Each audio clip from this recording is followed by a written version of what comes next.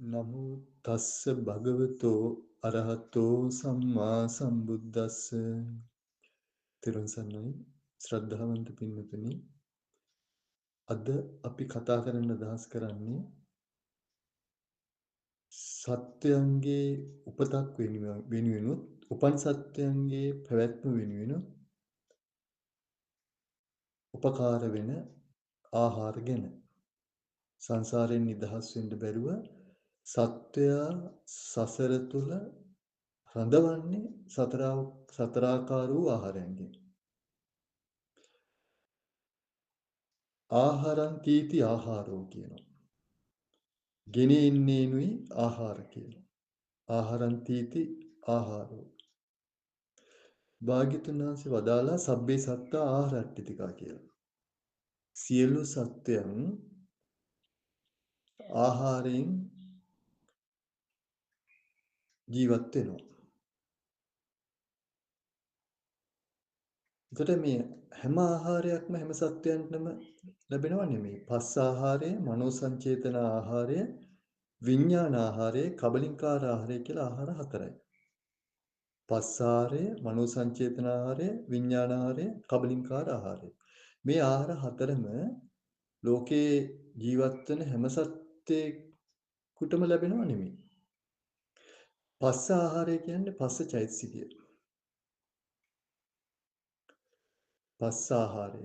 පස්ස කියන සබ්බචිත්ත සාධන චෛතසිකයක් වන පස්ස චෛතසිකේ තමයි පස්ස ආහාරය වෙන්නේ. සත්‍යයන්ගේ ප්‍රවැත්මට රුකුල් දෙන වේදනාව රැගෙන වේදනාව ගෙන දෙන බැවින් පස්ස ආහාරය ආහාරයක් වෙනවා. පස්ස පච්චය වේදනා. සකල සත්‍යයන්ගේ පැවැත්මට රුකුල් දෙන මේ වේදනාව ගෙන දෙන බැවින් පස්සය ආහාරයක් වෙනවා. ඊළඟට මනෝ සංචේතන ආහාර කියන්නේ චේතනා චෛතසිකය. චේතනා චෛතසිකය මනෝ සංචේතන ආහාරය පටිසන්ධි විඥානය පටිසන්ධි විඥානය ගෙන දෙනවා. සංඛාර පච්චය විඥානං දැන් පටිසම්පාදේ සංඛාර පච්චය විඥානං කියන්නේ එතන විඥානය කියන්නේ විපාක විඥානය. දැන් විඥානය කියපුවම කුසල අකුසල විපාක ක්‍රියා කියලා ලැබෙනවනේ. විපාක විඥානය ගැන තමයි මෙතන කියන්නේ සංඛාර පච්චය විඥානං කියනකොට. සංඛාර කියන්නේ එතකොට චේතනාව. සංඛාර කියන්නේ චෛතසික ගණනාවක් චෛතසික. නමුත් මේ ප්‍රධාන වෙන්නේ චේතනාව. එතකොට චේතනාව නිසා ප්‍රතිසන්දි විඥානය ගෙන දෙනවා. චේතනාව කියන්නේ කර්මයනේ. චේතනහම් භික්කවේ කම්මං වදාමි. කර්මසිත 29ක් තියෙනවා. අකුසල් සිත් 12, මහා කුසල් සිත් 8, රූපාවචර කුසල් සිත් 5 සහ අරූපාවචර කුසල් සිත් 4. ඒ කර්මසිත 29. ඒ කර්මසිත වල යෙදෙන සිත් 29 යෙදෙන චේතනාවෙන් විඥානයක්, විපාක විඥානයක්. ඒ කියන්නේ අලුත් ජීවිතයක්, අභිනව ජීවිතයක් ලබා දෙනවා.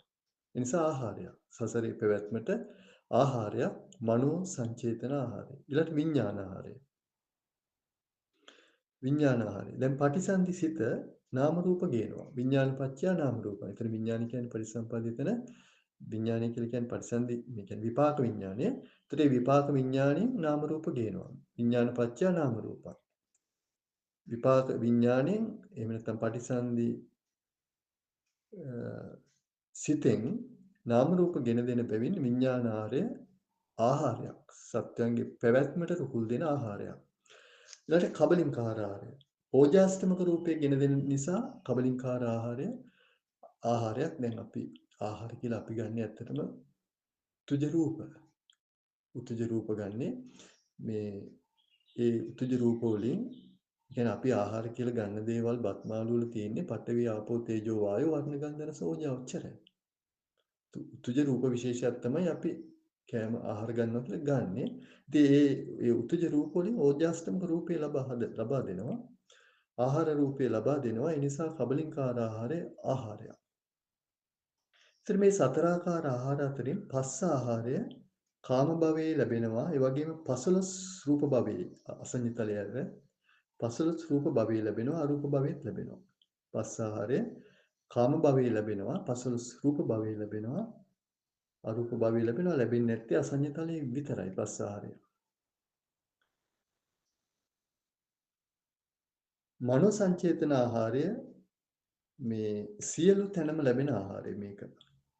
කාම භවයේත් ලැබෙනවා.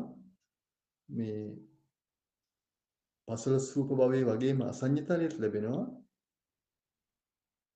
අරූප තලයේත් ලැබෙනවා. දැන් මේ මනෝ සංචේතන ආහාරය විතරයි 31 තලයක් ලෝක ධාතු ලෝක තලයන්ගේම ලෝකයන්ගේම ලැබෙන්නේ. මනෝ සංචේතන ආහාරය විතරයි. මොකද පස්ස ආහාරය ඊළඟට විඥාන ආහාරය, කබලින්කාර ආහාරය කියන ආහාර තුන අසඤ්ඤ තලයේ ලැබෙන්නේ නැහැ. අසඤ්ඤ තලයේ ලැබෙන එකම ආහාරය මනෝ සංචේතන ආහාරය විතරයි. එතෙන් ලැබෙන්නේ විපාක විඥානයක් නෙමෙයි, කර්ම විඥානයක්. සිතක් ලැබෙන්නේ නැහැනේ. ඒ අතීත පෙර ජීවිතයේ කර්මයෙන් මහග්ගත කර්මයෙන් පටත්තා රූප ජීවිත නවක රූප ලබා දෙනවා අසඤ්ඤ තලයේ. රූප පටිසන්ධි කියන්නේ රූපේ විතරයි. සතර නාමයේ ලැබෙන්නේ නැහැ. රූපේ විතරයි රූප පටිසන්ධිකයෝ.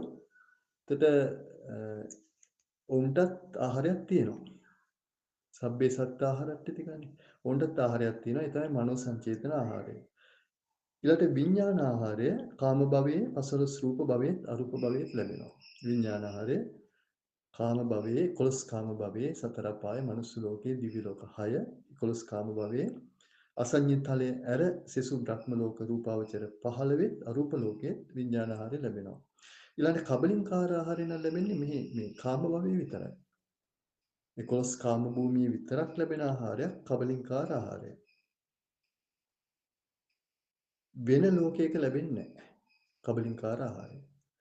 එතකොට මේ හැම ලෝකයකම ආහාර එකක් හෝ වැඩි ගණනක් හෝ ලැබෙනවා. සබ්බේ සත්තාහාරට්ඨිතිකා සියලු සත්‍යයන් එක ආහාරයකින් හෝ ආහාර වැඩි ගණනකින් හෝ ඔවුන්ගේ පැවැත්ම තීරණය වෙලා තියෙනවා.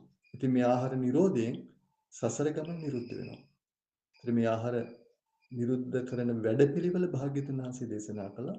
ඒ පරයායන් ධර්ම පරයායන් මැනවින් ඉගෙනගෙන විපස්සනා වඩලා මේ ආයමත් සංසාරයට නවාතැන් පළවල් හදන කෙනෙක් වෙන්න නෙවෙයි අපි උත්සාහවත් වෙන්න ඕනන්නේ සසර ගමන සිඳින වැඩපිළිවෙලකටයි අවතීර්ණ වෙන්න ඕනන්නේ බියකරු සංසාරයෙන් ඈතර වීම පිණිසමයි අපි වෙසසින්ම සමකල්හි උත්සාහවත් වෙන්න ඕන. සම්මා සම්බුදු සරණයි.